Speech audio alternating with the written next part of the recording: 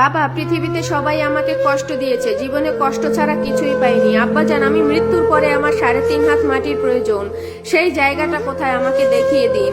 এইভাবে তোফাজ্জলের বাবার মৃত্যুর আগে তোফাজ্জল তার বাবার কাছে অনুনয় বিনয় করেছিল তার শেষ বিদায়ের ঘরটা কোথায় তৈরি হবে। সম্পূর্ণ কাহিনীটা জানতে হলে ভিডিওটা ধৈর্য সহকারে দেখতে হবে বন্ধুরা। ওই দিন তোফাজ্জল তার বাবার সাথে কি কথা বলেছিলেন। একটা মেয়েকে প্রচন্ড পরিমাণে ভালোবাসতো, সেই মেয়েটাকে পাওয়ার জন্য এমন কোনো কাজ নেই সেই করেনি। যখন এলাকাবাসী সমস্ত মানুষজন তাদের ভালোবাসার কথা জেনে গেল, পরবর্তীতে তাদের মাধ্যমে তার ফ্যামিলিও জানতে পারে।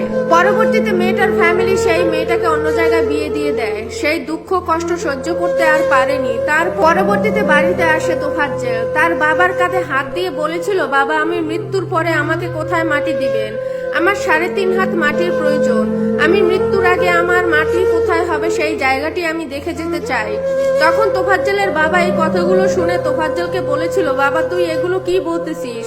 তোর কি হয়েছে? তখন তোফাজ্জল বলে, বাবা, পৃথিবীতে সবাই আমাকে কষ্ট দেয়, জীবনে আমি কষ্ট ছাড়া কিছুই পেলাম না, তাই মৃত্যুর আগে আমার শেষ সমাধিটা দেখে যেতে চাই। এই কথা বলে তোফাজ্জল কান্নায় ভেঙে পড়ে। পরবর্তীতে তোফাজ্জলের বাবা হাত বাড়িয়ে দেখিয়ে দিল যে এটাই হচ্ছে আমাদের পারিবারিক কবরস্থান, তুমি আমি মারা গেলে এখানেই আমাদের শেষ সমাধি হবে।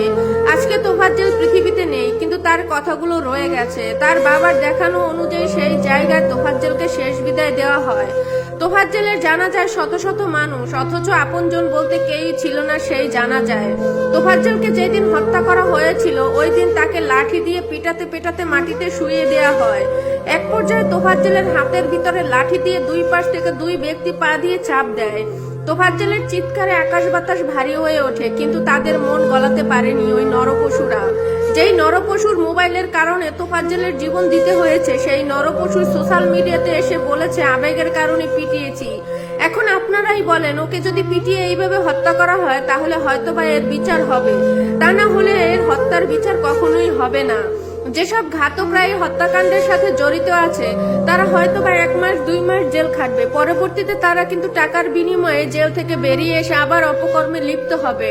কিন্তু অসহায় এই তোফাজ্জলের বিচার কে চাইবে? কারণ বিচার চাওয়ার মতন এই দুনিয়াতে কোনো মানুষই তার যে বেঁচে নেই। তোফাজ্জল হয়তোবা এই পৃথিবীতে নেই, কিন্তু তোফাজ্জলকে যে নৃশংসভাবে হত্যা করা হয়েছিল তার ভিডিওগুলো সোশ্যাল মিডিয়াতে ভেসে বেড়াচ্ছে। সোশ্যাল মিডিয়াতে অনলাইনে ঢুকলে শুধু তোফাজ্জলের কথা ছাড়া আর কিছুই দেখা যায় না। তোফাজ্জলের কথাগুলো যখন মনে পড়ে আমার নিজের বুকটাই ফেটে যাচ্ছে। তাহলে তার আপনজন যদি থাকতো তাহলে তাদের কি অবস্থাটা হতো?